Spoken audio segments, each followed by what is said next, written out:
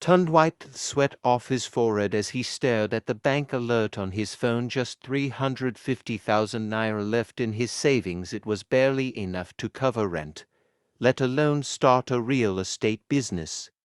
At 32, he had tried different side hustles: crypto trading, affiliate marketing, even selling cars, but nothing seemed to work. He envied his old schoolmates who had blown in the real estate business. Some were now owners of luxurious apartments in Lekki, while he was still struggling to pay rent in Bodija, Ibadan.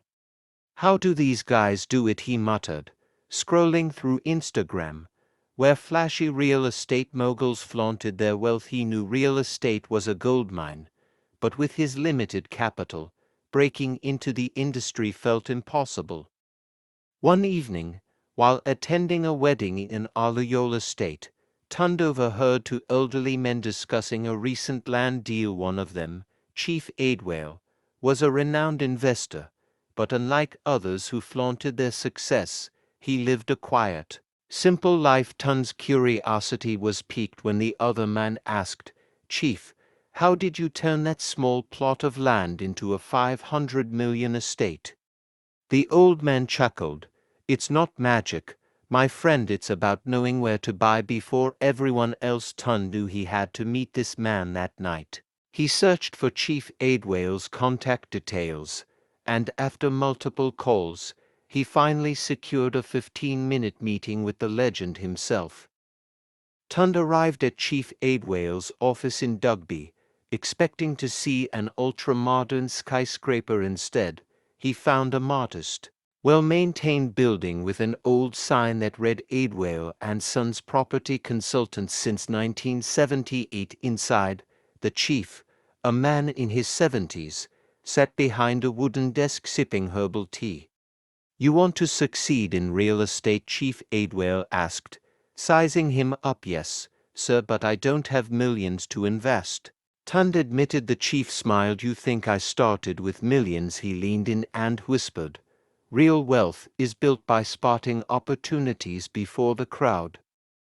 Chief Aidwale took Tunde on a drive to the outskirts of Ibadan. They passed through well-known estates, commercial hubs, and finally arrived at a seemingly abandoned or overgrown grass, a few scattered houses, and untarred roads. "This," the chief said, stepping out of the car, "is where your fortune lies." Tunde was puzzled. "But, sir, nobody is buying land here." "That's the point," Chief Aidwale laughed. "Everyone wants to buy where it's already developed, but by then, it's too late. The trick is to buy before the crowd arrives." He handed Tunde a file. Inside were maps and documents detailing a planned government road project, an upcoming shopping mall, and a new university campus. The chief explained that once these developments begin, land prices in the area would skyrocket. Tunde's eyes widened. "So, you buy land in anticipation of future developments?" "Exactly." The chief nodded. "It's called speculative investing. You must learn to see what others don't." Tunde was convinced, but he still had a problem. He didn't have enough capital. Desperate to raise funds, he sold his car, liquidated his savings, and even borrowed from family. Within a month, he raised 2 million naira and purchased 3 acres of land in the seemingly useless area. But he didn't stop there. He visited the local land registry to verify the land titles.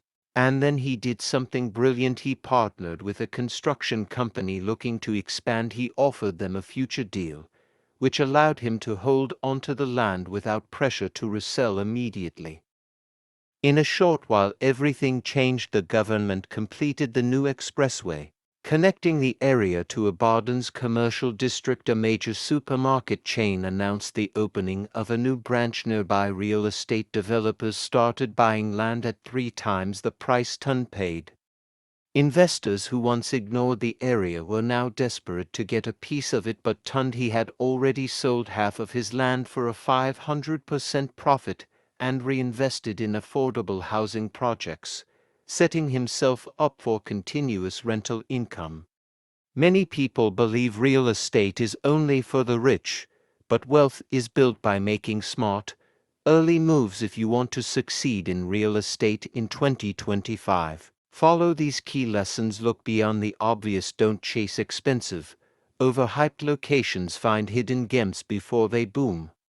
Study government plans, infrastructure projects, roads, bridges, airports, universities. Drive real estate value. Leverage partnerships. Collaborate with investors, surveyors, and developers to reduce risk. Be patient. Real estate isn't a get-rich-quick scheme. Timing is everything. Are you ready to invest in real estate the smart way?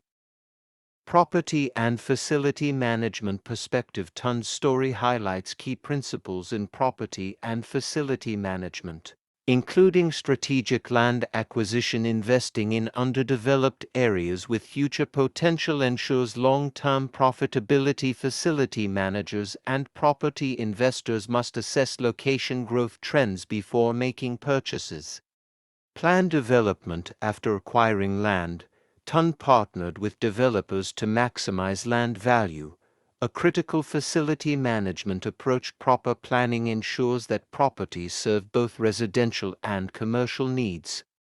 Infrastructure and maintenance. As demand for the area increased, infrastructure improvements, roads, utilities, and shopping centers made the land more valuable. Well-managed facilities attract tenants and investors.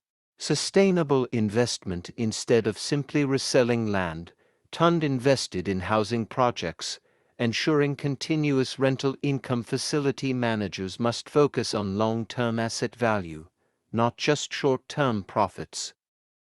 Moral perspective. The story teaches several moral lessons. Vision over hype. True success comes from seeing beyond what others see and making strategic decisions based on knowledge rather than trends.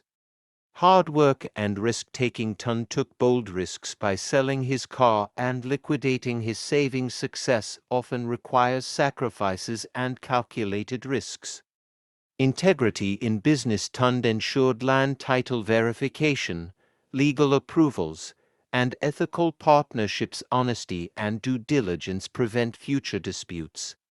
Giving back to the community. Instead of hoarding wealth, Tunde reinvested in housing development, helping others find affordable homes.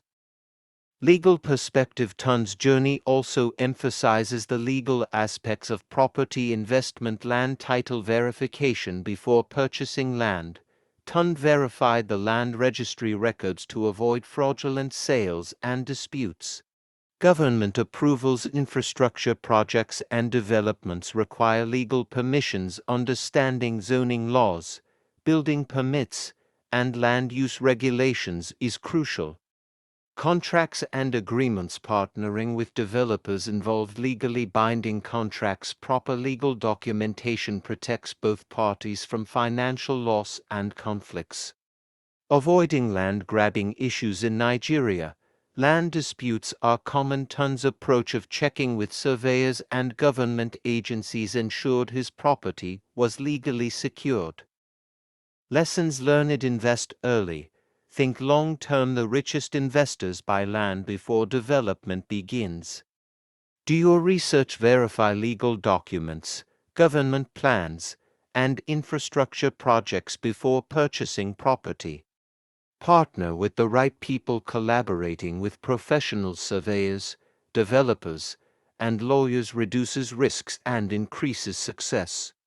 Real estate is more than buying and selling. Investing in property management and facility development creates sustainable wealth rather than just one-time profits. Stay ahead of the market. Understanding government policies and economic trends helps in making informed real estate decisions.